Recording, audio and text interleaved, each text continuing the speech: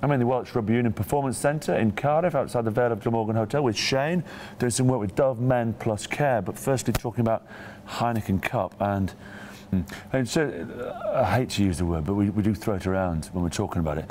The underachieved word in terms of Welsh regions going on, pushing on, and following up Grand Slams in the national jersey that you work so hard to achieve here, and then in the regions just not making semi-finals or finals.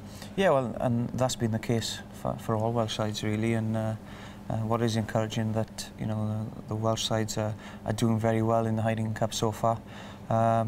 As far as the Ospreys are concerned, yeah, we see ourselves that we have underachieved. We've got to several quarter-finals now, not quite played our best rugby on the day, and been sent packing. So, yeah, I think you're right in saying that. But again, it's about time that we stepped up to the plate really, get to a quarter-final, and push on. And as is proven in the World Cup, after a quarter-final, anything can happen really.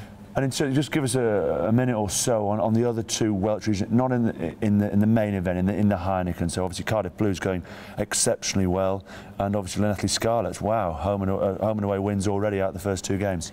Yeah, well, obviously I played about 20 minutes against the Scarlets this year at home. Again, we quite fortunate really to come away from a draw in that game. They play an expansive game. They've got a great talented backline at the moment. Majority of them in the Welsh squad at the moment as well. Very young, and a side that are wanting to play rugby. So this year. Do you rate their chances home and away coming up against Munster? I do. I think probably the Scarlets would be favourites in those fixtures, especially the way they're playing at the moment. Massive win for them up in Northampton. No one saw that coming. So yeah, they certainly be looking forward to the next Heineken Cup fixtures. Blues 2 out of 2 for them as well. Great win in Racing Metro. Yeah. And they'd be encouraged as well. They beat Ironi in the league yesterday. Slow start for them, but once they start shifting the ball around, really, like Tom James get the ball moving, they got their bonus points, so they are capable of big things as well. And quite strange, and this isn't being sort of putting the Edinburgh side down in any way, shape or form, but quite strange to see those two guys, Edinburgh and Cardiff, going head to head, both played 2-1-2. Yeah, well, it was a great game of rugby. Of course, 48-47. Love that sort of stuff. Yeah, brilliant, isn't it? Tackle, who cares? It's Division 5 stuff. It's brilliant, fantastic. We don't see much of that these days, but fair play to them. Showed the character to come back into that game. And they've had some good league wins as well. They are a good side. They're a side that've played together a long time. Yeah. Some great international players in that squad. And they are a difficult side to beat, and again probably a side that no one looked at the start of the Heineken Cup. So yeah, it'll be an interesting group, that one, that's for sure, and it'll go down to the wire. And high hopes then. So to summarise, your semi-finals, a final, one region, two region. What are your hopes, both as an Osprey but also as a Welsh player? Well, as a Welsh player, it'd be great to get all the Welsh regions into the quarter-final stages. At the moment, that's looking likely. I don't want to count my chickens before they hatch, but we are playing some good rugby in Wales at the moment, maybe reflected on the national scene. But I think it'd be great for Welsh rugby to get the guys into the quarter-finals. And probability then means that one of the guys are going to go through, maybe two go through to the semis. But as long as the Ospreys are one of them, I'll be happy. And we can't not ask the question: fake tans and coloured boots.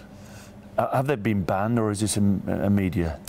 I know you were never one to look yellow. Some of your boys, James Hook occasionally looked like he had jaundice. Yeah, when he played. There was an issue at one time.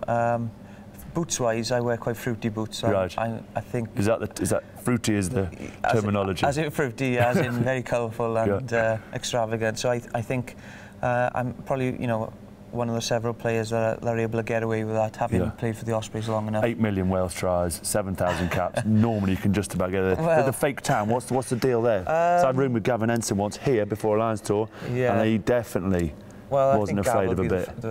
Would be the first to admit that he doesn't mind a fake tan, amongst a few other Welsh guys that I better not mention because I don't want to offend anyone. So that might have been an issue at one time.